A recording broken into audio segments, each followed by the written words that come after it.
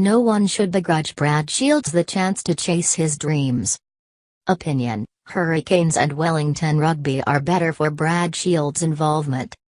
He's not the best player either team has ever had, nor the most influential. Whether he ought to have been an All Blacks immaterial as well. What's important, and will be remembered after the 26-year-old takes up a contract with English club Wasps next August, are his work ethic and professionalism. The kindness and selflessness, the leadership, the willingness to do the dirty work that no one else fancied. Not just on the park, either.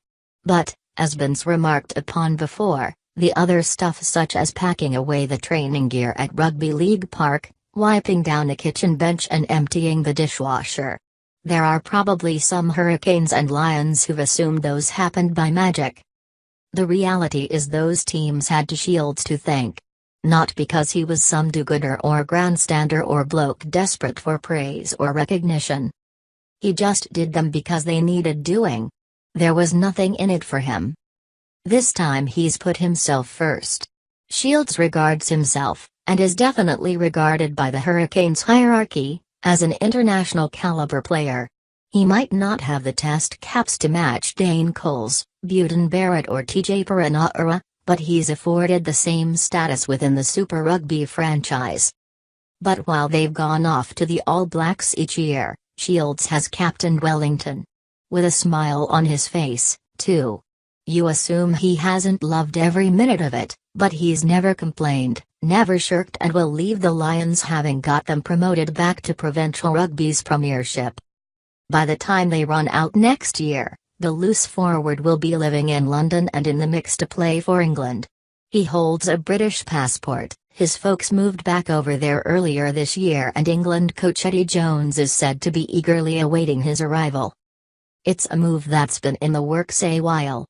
The Hurricanes, All Blacks and New Zealand Rugby were well across it, so no one can say they're feeling surprised or let down. Coaches and selectors pick the players they want. The All Blacks have had ample opportunity to plump for Shields and have preferred others such as Kieran Reid, Jerome Kaino, Liam Messam, Victor Vito, Elliot Dixon, Luke Whitelock, Liam Squire, Stephen Liuachua, Vaya Fifita and Akira Ian while he's been on the scene. There's no rights or wrongs there. Just the reality that they've been played and he hasn't. Whether Shields now gets a chance with England or is good enough to become a 50-cap player at blindside flanker or number 8 remains to be seen.